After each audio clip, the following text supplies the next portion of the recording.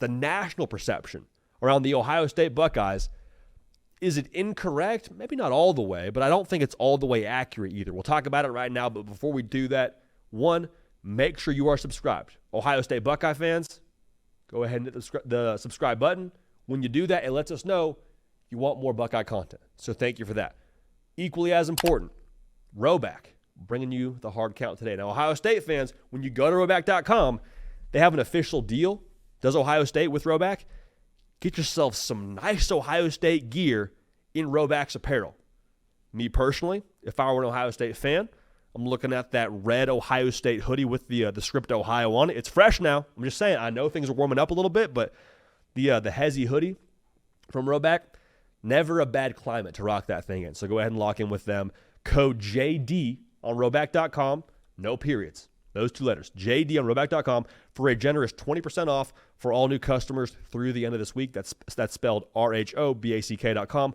20% off all performance polos, shorts, the Ohio State Scripts Ohio hoodie. Lock in. Good stuff there. Code JD, Roback.com. Appreciate them and appreciate y'all. So the perception around Ohio State, it's a tricky one to unpack nationally because you look at the betting odds in Vegas, and Ohio State right now, at least, is favored to win the national championship.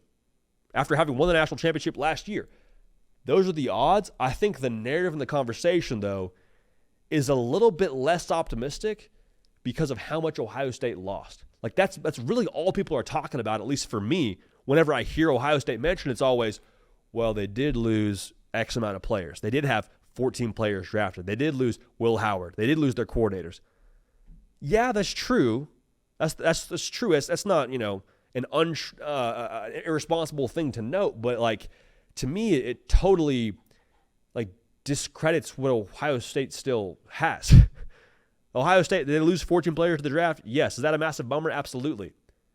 Do they still have nothing but top 5 classes on the roster that include the best player in college football next year in Jeremiah Smith, the best defensive player via the portal and Caleb Downs from a year ago?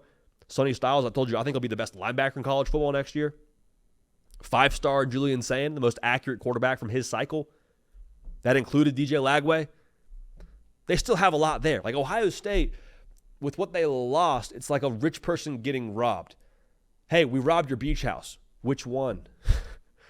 Hey, we broke into your safe and took everything you had there. Cool. We got 4 more safes just like it.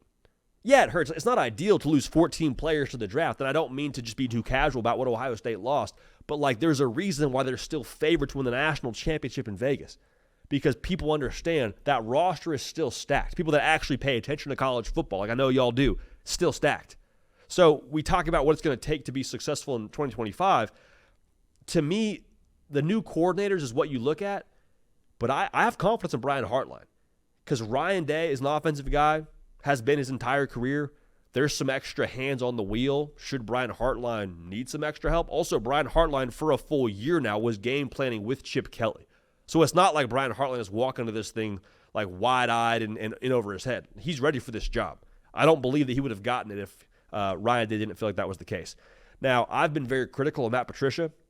I've been very open about my questions about him as a DC at the college level without, having coached college football really ever, at least at a meaningful spot, definitely not at Ohio State.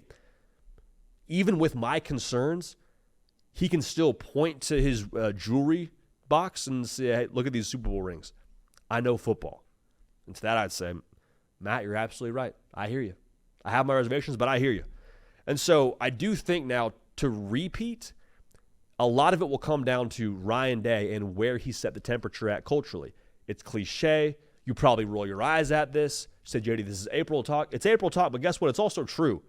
Like all of the great players and great organizations, they have a certain amount of don't give a fudge to them. Kobe Bryant, Michael Jordan, Urban Meyer, Nick Saban, I don't really care about the results quite as much. I don't let that impact them.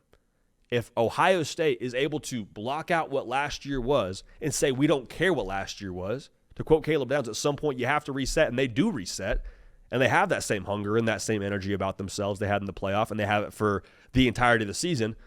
Ohio State will be in Miami doing the same thing they did in Atlanta, which is hoist a national title trophy, having a good time, And we'll be back at the hotel after that thing at probably 3 a.m. or whatever time it is for Cato and I, shooting a reaction to Ohio State going back-to-back as national champs.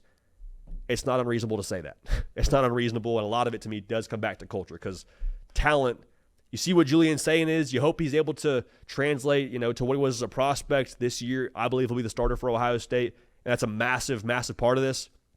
But to me, the talent shouldn't hold Ohio State back from accomplishing what they want to accomplish. It'll be all about culture, Ryan Day, and keeping that pedal to the metal in 2025. So we're excited to unpack it. We're excited to react to all of it, as we always do on this show, college football year-round, but we appreciate y'all for being dialed in, and I'm excited to see what Ohio State is here in 2025.